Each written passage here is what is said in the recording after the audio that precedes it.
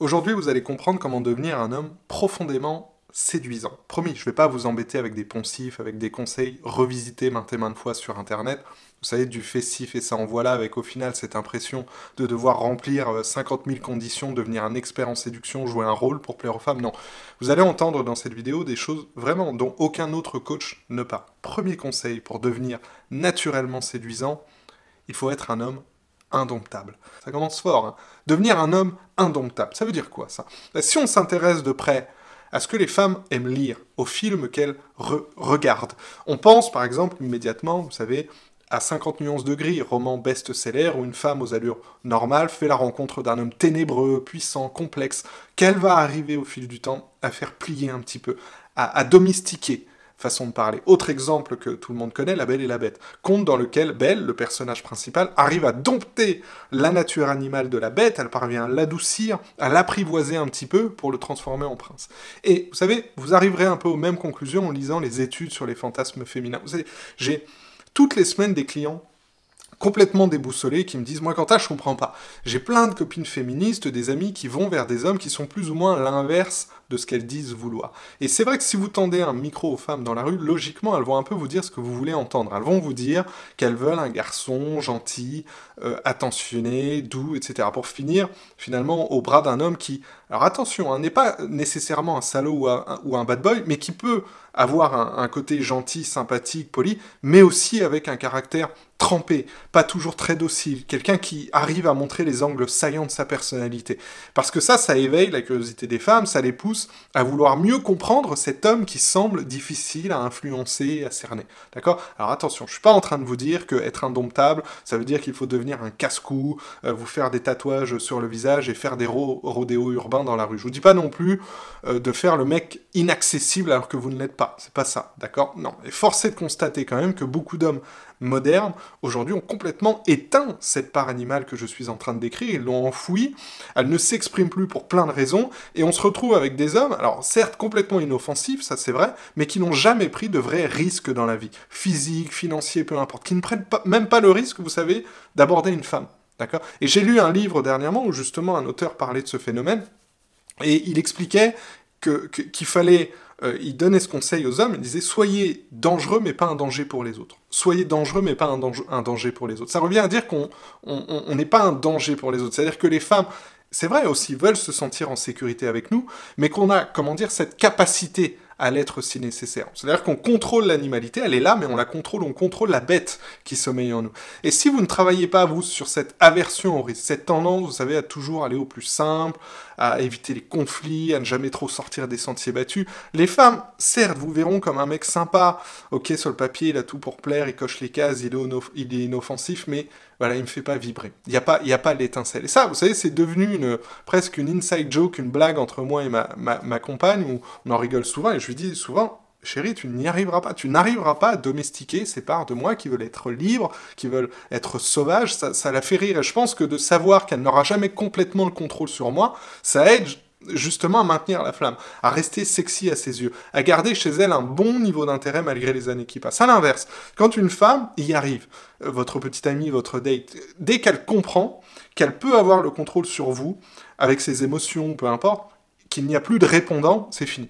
C'est fini, elle ne se sentira plus en sécurité, c'est le signe qu'elle ne pourra plus vous faire confiance, raison pour laquelle les hommes qui ont été en couple ont déjà entendu cette fameuse phrase « je me sens pas en sécurité avec toi ». C'est aussi parfois lié à ça. Donc premier conseil pour devenir plus attirant, être indomptable. Alors évidemment, c'est pas un bouton on-off, c'est une matrice de choses que l'on peut faire pour réveiller sa part animale, pour se reconnecter à sa masculinité profonde, comme par exemple, c'est un exemple tout bête, mais commencer par faire un sport de combat, c'est très intense. Moi-même, j'ai commencé la boxe thaï il y a 2 ans, et c'est vraiment une révélation, même si d'ailleurs je n'aurais aucune envie de me battre avec qui que ce soit, je sais que voilà, je suis en capacité de le faire.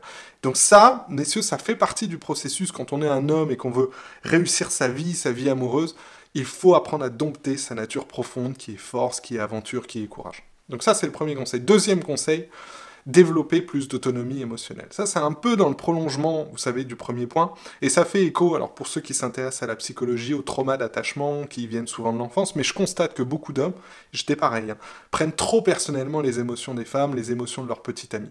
C'est-à-dire qu'ils s'identifient beaucoup trop à ce qu'elles ressentent et du coup, dans des cas extrêmes, ils deviennent très soucieux de l'état émotionnel de leur partenaire. Parfois, ça les submerge, ça les met dans une forme d'hypervigilance constante. Dans la relation, on va guetter tous les signes qui pourraient montrer que, oh là là, on est mis en position de mauvaise personne et pas dans une bonne forme. Par exemple, si votre femme est triste, qu'elle est en colère en rentrant du travail, bah vous pourriez vous sentir responsable de son état émotionnel, vous dire, mince, c'est ma faute, qu'est-ce que j'ai fait de mal? Et essayez.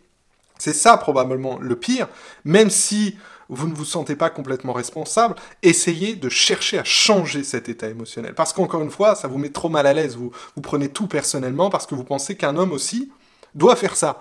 Hein, vous pensez qu'un homme doit tout le temps rendre sa femme heureuse, que c'est votre rôle, d'accord? Alors que ça va juste, vous savez quoi? Envoyer le message que ce qu'elle ressent finalement n'est pas valide, c'est pas acceptable, ça va invalider potentiellement ses émotions et ses sentiments. Donc à mon avis, pour réussir son couple, il faut bien comprendre la différence entre l'empathie et la responsabilité. Il est naturel de ressentir de l'empathie pour les émotions de sa petite amie, de sa femme, de vouloir la soutenir, mais il est essentiel de comprendre que vous n'êtes pas responsable de toutes ces émotions, même si vous souhaitez être là pour elle, être présent pour elle. Chaque personne est responsable de ses propres sentiments, de ses réactions émotionnelles. Quand une femme est en colère, bouleversée, en vrai, ça vous oblige pas à quoi que ce soit. Il n'est pas de votre devoir de la réparer, de changer son état émotionnel pour faire en sorte qu'elle aille mieux. Il faut respecter son processus intérieur, ne pas lui enlever l'opportunité de traverser cette émotion et de potentiellement grandir à travers elle. C'est important vraiment que vous arriviez plus globalement à tracer un trait entre ce qu'une femme ressent,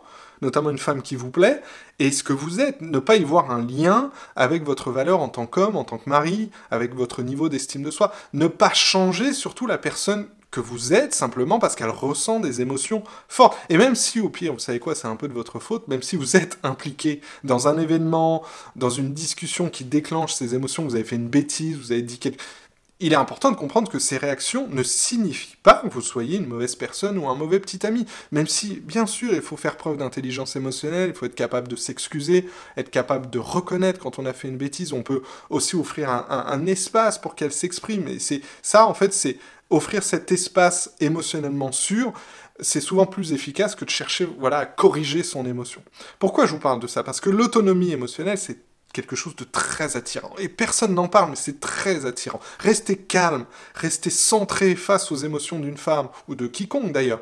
Ça signifie qu'on a la capacité de maintenir son propre équilibre émotionnel, de rester ancré, même lorsque notre partenaire traverse des émotions fortes. Sans que finalement ça nous définisse, sans que ça nous déstabilise, parce que quand une femme, c'est ce que je vous ai dit tout à l'heure, se rend compte de l'impact que ces émotions peuvent avoir sur vous, elle comprend que si ça vous déstabilise, elle peut vous contrôler avec ses émotions, avec ses humeurs, et là, encore une fois, c'est foutu. Voilà, je vous ai donné 2 conseils fondamentaux pour devenir naturellement plus séduisant. Vous voyez, je ne vous ai pas parlé de séduction, etc. J'espère que ça vous a plu. N'hésitez pas à partager, commenter, liker, à me dire si vous voulez d'autres vidéos sur le sujet. Je peux continuer la liste pendant longtemps. N'hésitez pas à aller voir les liens dans la description. Il y a notamment l'accès à une vidéo gratuite qui vous aidera à passer de l'ami au petit ami avec les femmes qui vous plaisent sans vous prendre pour un expert de la drague.